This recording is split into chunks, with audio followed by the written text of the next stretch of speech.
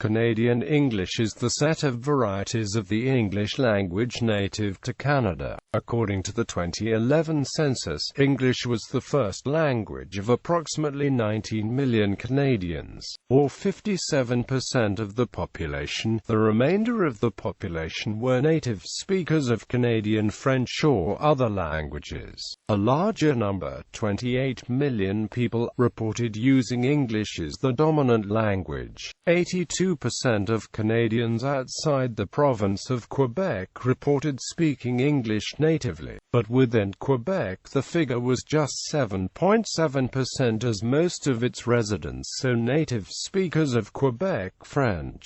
Canadian English contains elements of British English and American English, as well as many Canadianisms, elements distinctively characteristic of Canadian usage. While, broadly speaking, the English spoken in Canada is most closely related to the variety recognized around the world as General American, Canadian English's precise influence from American English, British English and other unique sources has been the ongoing focus of systematic studies since the 1950s. Canadian and American English are phonologically classified together as North American English, emphasizing the fact that the vast majority of outsiders, even other native English speakers, cannot distinguish the typical accents of Canadian English from American English by sound. There are minor disagreements over the degree to which even Canadians and Americans themselves can differentiate their own two accents, and there is even evidence that some Western American English is undergoing the Canadian vowel shift that was first reported in mainland Canadian English in the early 1990s.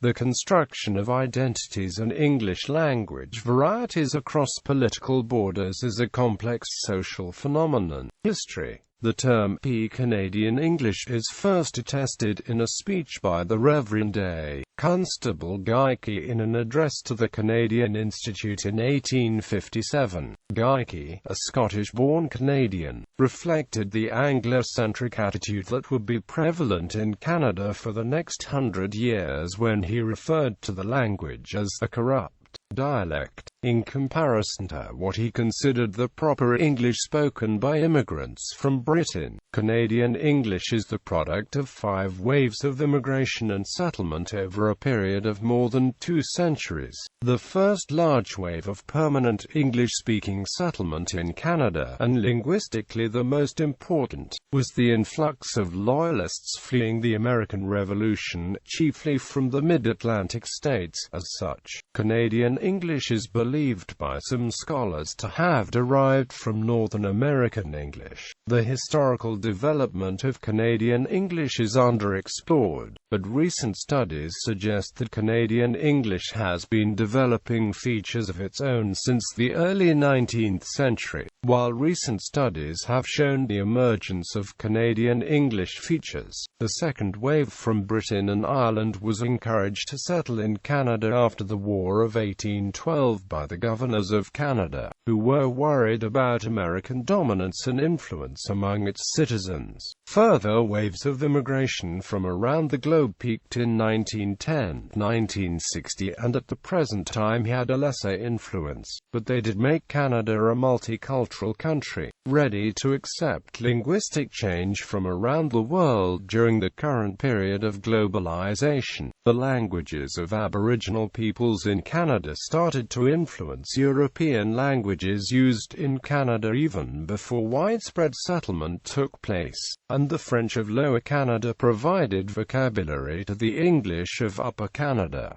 Historical linguistics. Studies on earlier forms of English in Canada are rare, yet connections with other work to historical linguistics can be forged. An overview of diachronic work on Canadian English or diachronically relevant work is Dollinger. Until the 2000s, basically all commentators on the history of Cane have argued from the language external history Social and political history. An exception has been in the area of lexis, where Avis et al.'s Dictionary of Canadianisms on Historical Principles offered real-time historical data, though its quotations. Recently, historical linguists have started to study earlier Canadian English on historical linguistic data.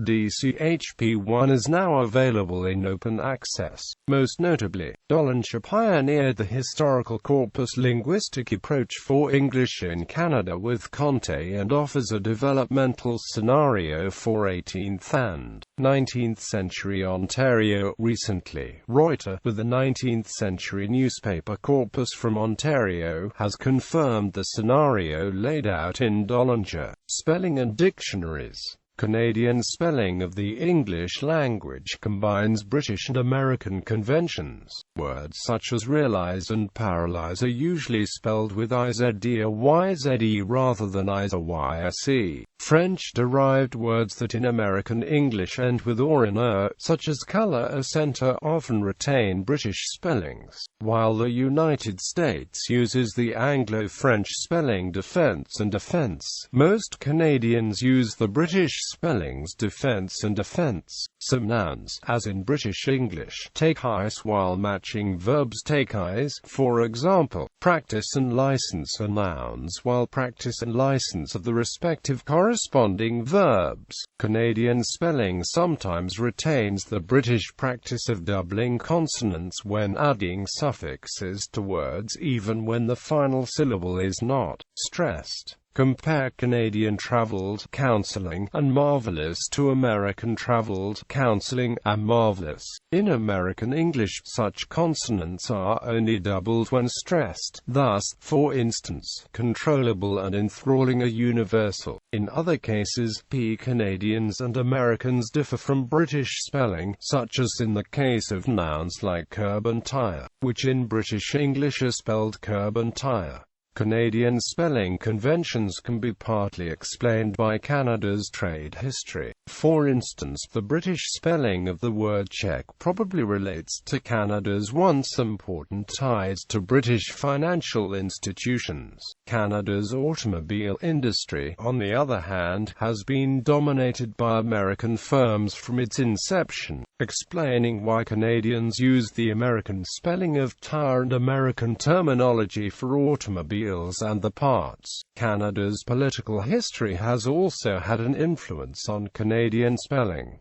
Canada's first Prime Minister, John A. Macdonald, once directed the Governor-General of Canada to issue an order in council directing that government papers be written in the British style. A contemporary reference for formal Canadian spelling is the spelling used for Hansard transcripts of the Parliament of Canada. Many Canadian editors, though, use the Canadian Oxford Dictionary, often along with the chapter on spelling in editing Canadian English and, where necessary, one or more other references. The first Canadian dictionaries of Canadian English were edited by Walter Spencer Avis and published by Gage Limited. The Beginner's Dictionary, the Intermediate Dictionary and, finally, the Senior Dictionary were milestones in Canadian English lexicography. Many secondary schools in Canada use these dictionaries. The dictionaries have regularly been updated since. The Senior Dictionary was renamed Gage Canadian Dictionary. Its 5th edition was printed beginning in 1997. Gage was acquired by Thomson Nelson around 2003. The latest editions were published in 2009 by HarperCollins. In 1997, the ITP Nelson Dictionary of the Canadian English Language was another product, but has not been updated since. In 1998, Oxford University Press produced a Canadian English dictionary, after 5 years of lexicographical research, entitled the Oxford Canadian Dictionary. A second edition, retitled the Canadian Oxford Dictionary, was published in 2004.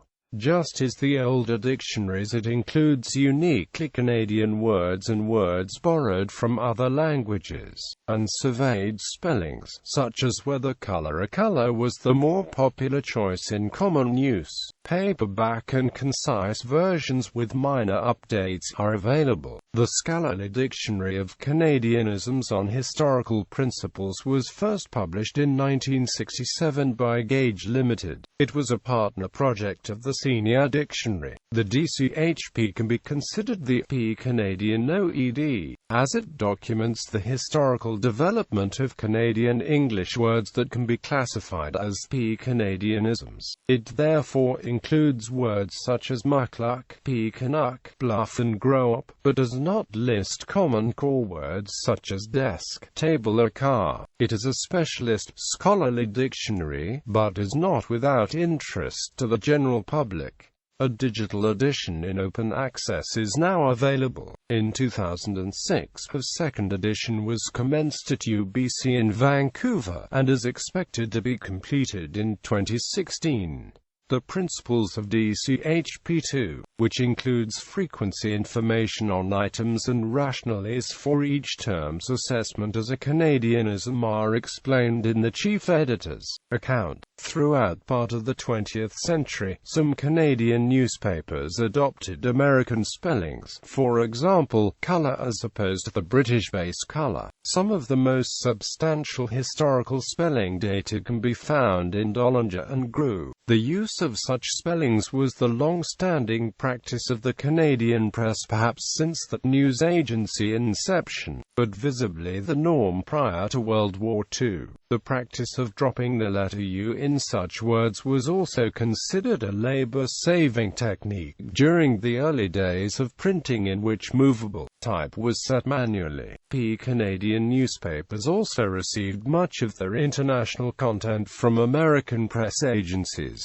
Therefore, it was much easier for editorial staff to leave the spellings from the wire services as provided. In the 1990s, Canadian newspapers began to adopt the British spelling variants such as R endings, notably with the Globe and Mail changing its spelling policy in October 1990. Other Canadian newspapers adopted similar changes later that decade, such as the Southern newspaper chain's conversion in September 1998. The Toronto Star adopted this new spelling policy in September 1997. After that, Publications Ombudsman discounted the issue earlier in 1997. The Star had always avoided using recognized Canadian spelling, citing the Gage Canadian Dictionary in the defense. Controversy around this issue was frequent. When the Gage Dictionary finally adopted standard Canadian spelling, the Star followed suit. Some publishers, e.g., Maclean's, continue to prefer American spellings.